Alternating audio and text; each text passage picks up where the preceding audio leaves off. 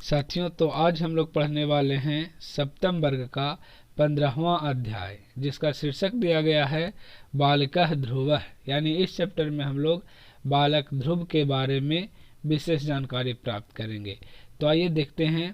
पहला पैराग्राफ से लिखा है, पूरा उतानपादो नाम एकः राजा आसीत्।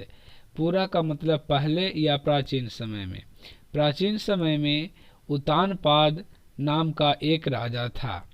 तस् द्वे पत्न्यो आस्ताम, उसके दो पत्नियां थी।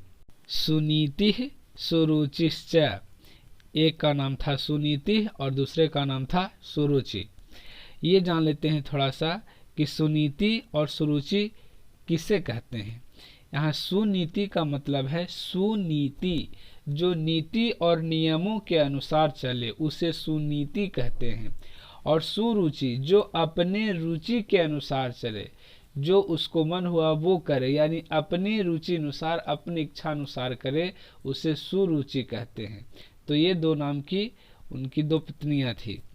ज्येष्ठा सुनीति कनिष्ठा सुरुचिश्च, जिसमें बड़ी सुनीति और छोटी रानी सुरुचि थी। कनिष्ठा सुरुचि राज्ञः अधिकम प्रिया आसीत्, छोटी जो सुरुचि थी वो राजा की अधिक प्यारी थी।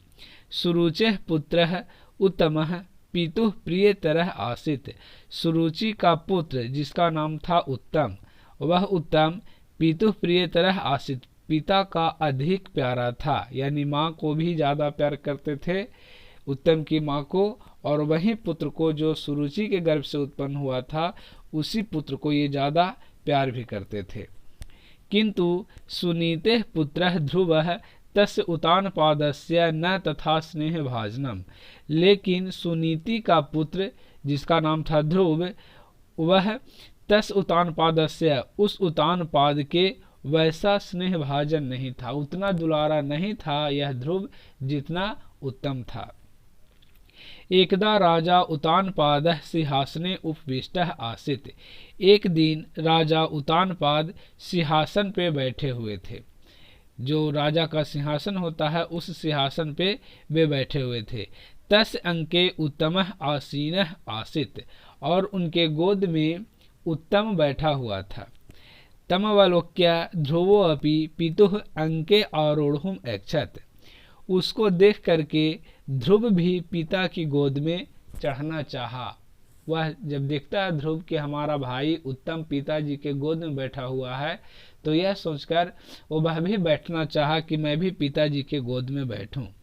ततः सुरुचि ईर्ष्या दर्पेण च ध्रुवम तर्जयित्वा आवदत्, तब सुरुचि ईर्ष्या से और घमंड से ध्रुवम तर्जयित्वा, ध्रुव को डांट कर अवदत् बोली, वत्स बेटा वृथा एव ते मनोरथः, तुम्हारी इच्छा ही बेकार है, तुम्हारी जो अभिलाषा है वह बेकार है। सपत्न्यः गर्भजातः त्वं कथम मम पुत्रेण समं भवितुम इच्छसि, यह जो सुरुचि है वो कह रही है कि सपत्न्या गर्भजातः, तुम मेरे सौत के गर्भ से उत्पन्न हुए हो। त्वं कथम मम पुत्रेण समं भवितुम इच्छसि, तुम कैसे मेरे पुत्र के बराबर बैठना चाहते हो। कहने का मतलब वह डांट करके कहती है कि तुम हमारे सौतन के बेटे हो और तुम मेरे पुत्र के जैसा राजा के गोद में कैसे और क्यों बैठना चाहते हो। अस्य राजसिंहासनस्य योग्यः मम पुत्रः उत्तमः एवास्ति, कहती है वो कि इस राज सिंहासन के योग्य मेरा पुत्र उत्तम ही है। ऐसा वो डांटते हुए ध्रुव से कहती है। अब देखते हैं आगे।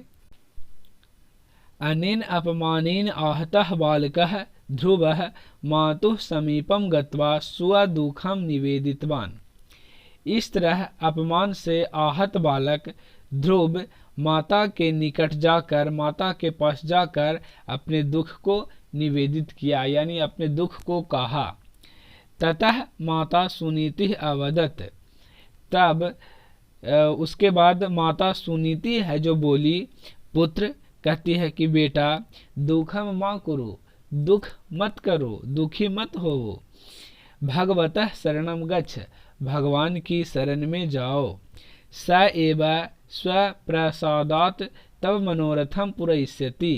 क्या कहती है माँ कि तुम भगवान के शरण में जाओ और स एव वही अपनी कृपा से तुम्हारी मनोकामना को पूर्ण करेंगे। जो तुम्हारी मन में अभिलाषा है उससे भगवान ही पूरा करेंगे, इसलिए तुम भगवान की शरण में जाओ।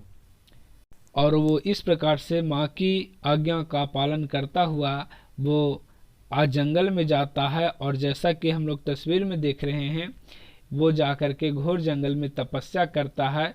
उसके बाद क्या होता है हम आगे कहानी में पढ़ते हैं। For more videos, subscribe my YouTube channel Harsh Narayan Pandey. मातुः आज्ञया ध्रुवः मधु नामकम महावनम अगच्छत। माता की आज्ञा से ध्रुव मधु नामक महावन को गया, घोर जंगल में गया जिसका नाम था मधु। मधु नामक वह महावन था जहाँ यह तपस्या करने के लिए जाता है। सप्तर्षि नाम परामर्शात् तत्र सह मह तपः कृतवान। 7 ऋषियों की परामर्श से, 7 ऋषियों के सलाह से वहाँ वह महातप किया, यानी घोर तपस्या किया। तपस्या प्रसन्न भगवान विष्णु तस्मै बालकाय दर्शनम दत्तवान। भगवान विष्णु तपस्या से प्रसन्न हो गए और प्रसन्न विष्णु भगवान उस बालक को दर्शन दिए। भगवतः प्रसादेन ध्रुवः उत्तमोत्तमं पदम अलभत। कह रहा है भगवतः प्रसादेन यानी भगवान की कृपा से ध्रुव उत्तमोत्तम पद को प्राप्त किया, यानी उत्तम में भी उत्तम सर्वश्रेष्ठ जो होता है वैसा पद को प्राप्त किया। पितुः प्रसादम राजपदम च लब्धवान। पिता की कृपा से राजपद भी प्राप्त किया, यानी जो उत्तराधिकारी का सिंहासन होता है वह भी प्राप्त किया। मरणादनंतरम च सह आकाशस्य उत्तर दिशायां सप्तर्षि मंडलस्य समीपे ध्रुव तारारूपेण स्थिरो अभवत्।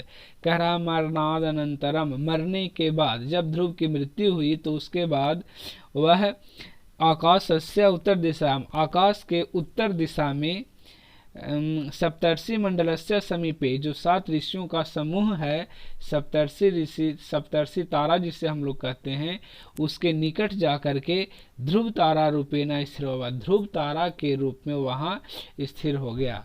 साथियों, जब आप गर्मी के मौसम में छत पे खुले आसमान में जाते हैं तो उत्तर दिशा में देखना है कि 7 सप्तर्षि होता है, एक ही जगह पे 7 तारा होता है जो ज्यादा चमकता है, और उसी के निकट एक और ज्यादा चमकने वाला तारा होता है, वही ध्रुव तारा है जिसके बारे में इस बालक के नाम से हम लोग कहानी को पढ़ रहे हैं। और वह ध्रुव तारा के रूप में, ध्रुव का मतलब होता है अटल, अटल तारा के रूप में वहां जाकर के सप्तर्षि के बगल में स्थिर हो गया भगवान की कृपा से। तस्य माता च अति निर्मला तारका भूत्वा नक्षत्र मंडले चिरम निवत्स्यति। और उसकी माता अति निर्मला, बहुत ही निर्मल और स्वच्छ तारा बन करके नक्षत्र मंडल में हमेशा के लिए निवास करने लगी।